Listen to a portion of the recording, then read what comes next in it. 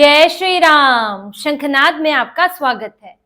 बिहार चुनाव में हार के बाद कांग्रेस के अंदर घमासान चल रहा है और घमासान ऐसा कि राहुल गांधी के सामने ही इनके बिहार के नेता लड़ने लगे हैं, झगड़ने लगे हैं और गोली मारने तक की धमकी दे रहे हैं।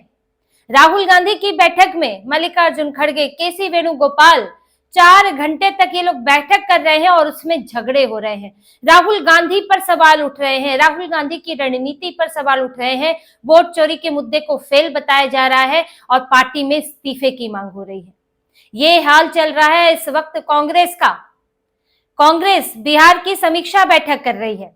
समीक्षा बैठक की गई थी और उसमें 4 घंटे की इस बैठक में जो दिल्ली में हुई उसमें राहुल गांधी थे, खड़गे थे, केसी वेणुगोपाल थे और बिहार के इनके नेता थे, कृष्णा लवरू प्रभारी थे, प्रदेश अध्यक्ष थे। इन सबको बुलाया गया था और कई और वरिष्ठ नेताओं को बुलाया गया था। कांग्रेस के 61 उम्मीदवार भी यहाँ पर थे और उन सब से ये जानने की कोशिश थी कि हार के क्या कारण रहे। भले ही कांग्रेस बाहर कह रही है कि एसआईआर की वजह से हारे, वोट चोरी की वजह से हारे। केसी वेणुगोपाल लिख रहे हैं, वो कहते हैं ना, रस्सी जल गई बल नहीं गया, वही बात है।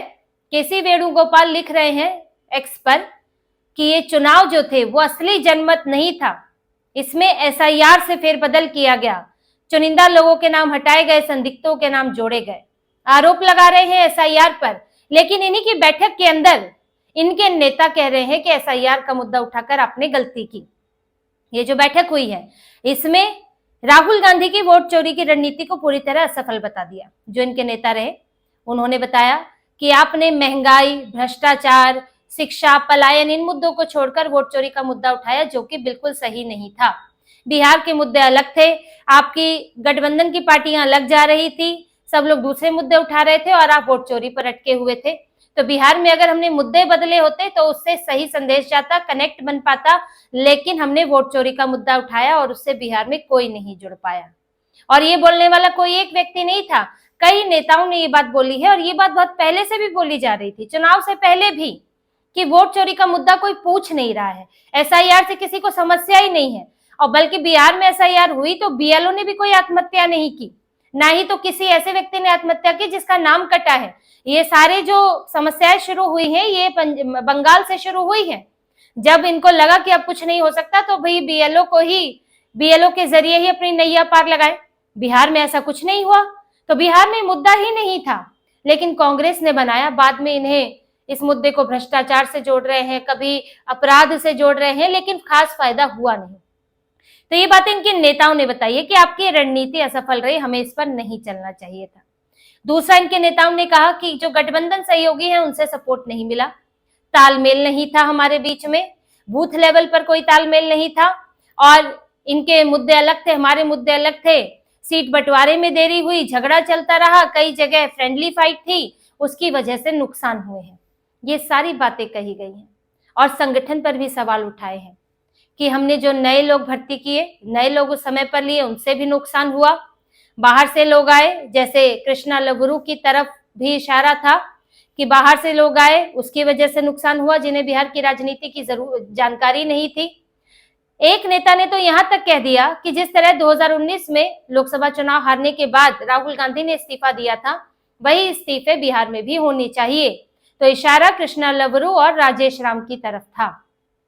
तो आपस में झगड़े चल रहे थे और झगड़ा देखिए कहां बढ़ गया, जब इनके वैशाली से उम्मीदवार इंजीनियर संजीव और पूर्णिया से उम्मीदवार जितेंद्र यादव, उनके बीच में बहस हो गई। इंजीनियर संजीव का कहना था कि 18 नए लोग भरे गए, जिसके कारण जमीनी स्तर पर जानकारी रखने वाले लोगों की कमी हो गई और हमें इसका नुकसान हुआ है। लेकिन इस पर जितेंद्र यादव का कहना था कि हम भी नए हैं, जो आज पुराने हैं वो भी कभी नए थे, तो इसलिए आप नए लोगों पर आरोप नहीं लगा सकते। तो ये सब कहते कहते झगड़ा इतना बड़ा कि इंजीनियर संजीव ने गोली मारने तक की धमकी दे दी।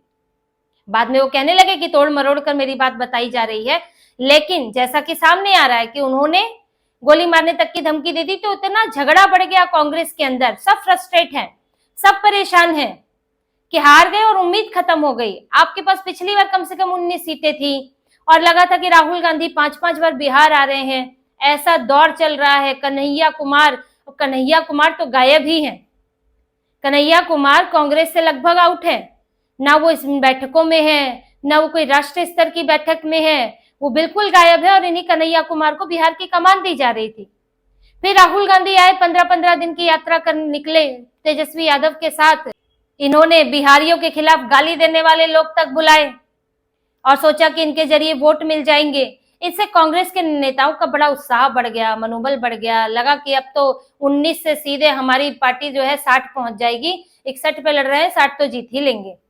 तो इसलिए उम्मीदवार भी बढ़ गए। एक सीट पर 200-200, 100-100 उम्मीदवारों की बात आने लगी, क्योंकि लग रहा था कि कुछ होगा इस बार, लेकिन हुआ कुछ नहीं। जब आई बात टिकट बंटवारे की, जब आई बात गठबंधन के बीच में सहयोग करने की, तो सब इधर उधर भागने लगे। सबके बीच में झगड़े हो रहे हैं, अंदर के बागी अलग, बाहर से गठबंधन के साथ झगड़ा अलग। अंतिम तक 12 सीटें नहीं सुलझ पाई इनकी, तो इन्हें बड़ा नुकसान हुआ इस सब के कारण।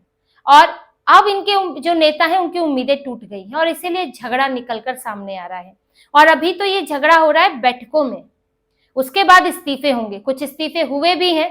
इनके शकील अहमद पूर्व नेता, उन्होंने इस्तीफा दिया। महिला विंग की इनकी जो नेता थी उन्होंने भी एक इस्तीफा दिया है और इस्तीफे इनकी पार्टी से हो रहे हैं। अभी कांग्रेस से जो 6 जीते हैं वो 6 भी चलते बनेंगे।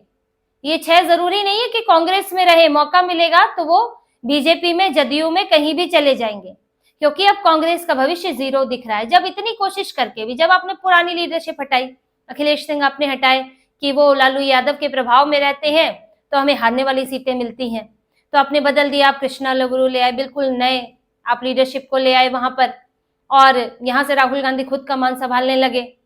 और इनका झगड़ा किस बात पर हुआ कि हमें जीतने वाली सीटें चाहिए, भले ही 70 नहीं मिले लेकिन जीतने वाली मिले। लेकिन उसके बाद भी क्या हुआ, पिछली बार से भी कम सीटें आई। अब चाहे भाजपा की लहर कहो, जदयू भाजपा एनडीए की लहर कहो, लेकिन आपका परफॉर्मेंस तो खराब ही रहा। आपने जो सोचा था वो तो नहीं, 19 सीटें भी रिटेन नहीं कर पाए। किसी की लहर बन कैसे गई? आप क्या कर रहे थे? आपको क्यों नहीं दिख रहा था कि वहां पे हो क्या रहा है, कौन से मुद्दे हैं, कौन आपको फायदा कर सकता है? लेकिन राहुल गांधी अपने ही वोट चोरी के मुद्दे पर कायम थे। इन्हें लगता है कि एक तो ये भ्रामक मुद्दा है, देखिए वोट चोरी जैसा कुछ है तो नहीं, ये हार रहे हैं इसीलिए पहले ईवीएम को टारगेट करते थे, अब पूरे चुनाव आयोग को टारगेट कर रहे हैं। एक तरफ वोटर लिस्ट में कमियां बताते हैं तो दूसरी तरफ वोटर लिस्ट को ठीक करने वाली प्रक्रिया है एसआईआर, उसको भी रोकते हैं। तो ये इनका एक भ्रामक मुद्दा है, और ये भ्रामक मुद्दा कितने दिन चलेगा, कहां चलेगा? कहीं नहीं चला। पहला इसका टेस्ट बिहार में ही था, क्योंकि बिहार से पहले इन्होंने ये मुद्दा उठाना शुरू किया। और यहां तक कि वोटिंग के एक दिन पहले हाइड्रोजन बम वाली प्रेस कॉन्फ्रेंस की, कि सीधे इस प्रेस कॉन्फ्रेंस को देखेंगे लोग और जाकर कांग्रेस के पक्ष में वोट डाल देंगे। तो इनका पूरा मुद्दा, इसका परीक्षण ही था बिहार चुनाव, और बिहार चुनाव में ये मुद्दा फेल हो चुका है। अब राहुल गांधी जबरदस्ती इसे उठाएं, जबरदस्ती प्रेस कॉन्फ्रेंस करें, तो ये तो इनकी मर्जी है। इनको अपना दिल खुश रखना है कि मेरा मुद्दा है, उठाऊंगा, मैंने इसको तैयार किया है, मेरी लीडरशिप में तैयार हुआ, तो एक अलग बात है, अपना अहम लेकर चलते रहे, लेकिन फायदा नहीं है। बंगाल में तो इन्हें और नुकसान है। बंगाल में लड़ना है ममता बनर्जी के खिलाफ, लेकिन उनके खिलाफ बोल नहीं सकते। भाजपा के खिलाफ बोलने का फायदा नहीं है क्योंकि वो सत्ता में नहीं है। एंटी इनकम्बेंसी ममता बनर्जी के खिलाफ है। इनके अधीर रंजन चौधरी आए दिन ममता बनर्जी के खिलाफ बयान देते हैं। तो राहुल गांधी तो फंसे हुए हैं, एक और हार उनका इंतजार कर रही है, और उसके आगे भी इनके लिए कोई बहुत अच्छे नतीजे आने की उम्मीदें हैं नहीं। तो राहुल गांधी अब देखिए सवालों के घेरे में है। ये बिहार चुनाव अलग बात है, इसलिए मजबूर होकर इनको ये जो बैठक थी इसमें ये कहना पड़ा कि नहीं, जितनी बिहार इकाई की गलती है उतनी मेरी भी गलती है, जिम्मेदारी लेनी पड़ी। अब जिम्मेदारी लेकर बिहार इकाई इस्तीफा देगी तो आप क्यों पद पर बैठे हुए हैं? आप क्यों जिम्मेदारी संभाल रहे हैं? भाई अध्यक्ष पद आपने नहीं लिया है, लेकिन आला कमान तो आपको ही बोलते हैं मल्लिकार्जुन खड़गे, क्यों आला कमान बने हैं? या मल्लिकार्जुन खड़गे इस्तीफा दे दे, ना तो लोकसभा में देंगे ना तो राज्य के चुनाव में देंगे। लेकिन कांग्रेस में ये लड़ाई झगड़ा बढ़ने ही वाला है। इसका असर सीधे सीधे कर्नाटक में दिख रहा है। जो बिहार में हार हुई है उसके बाद अब कर्नाटक में राहुल गांधी पर दबाव बनने लगा है। डीके शिव कुमार अड़े हुए हैं, उन्होंने अपने पीछे समर्थन जुटाया है। यहाँ सिद्धारमैया भी अड़े हुए हैं, उनका कहना है कि मैं पूरे 5 साल के लिए चुना गया था। शिव कुमार कह रहे हैं कि 2.5 साल का फॉर्मूला था, सोनिया गांधी के सामने बात हुई थी, और राहुल गांधी फैसला नहीं ले पा रहे हैं। यहाँ तक कि जवाब नहीं देते, फोन कॉल नहीं उठाते, फोन कॉल नहीं करते। टाल रहे हैं चीजों को, क्योंकि घिरे हुए हैं। अब ये कर्नाटक में ये जीत जाते बिहार तो कर्नाटक के इनके नेता थोड़ी दबाव में होते, लेकिन अब वहां हार गए तो यहाँ पर दिक्कत तो आएगी ही। तो अब या तो फैसला लो, फैसला लोगे तो एक गुट आपसे छिटकना तय है, और एक गुट छिटका तो सरकार गई। दोनों गुटों के पास इतने हैं कि सरकार जा सकती है, और बीजेपी वहां इंतजार कर रही है कि ये क्या फैसला लेंगे, वो भी तैयार बैठी हुई है।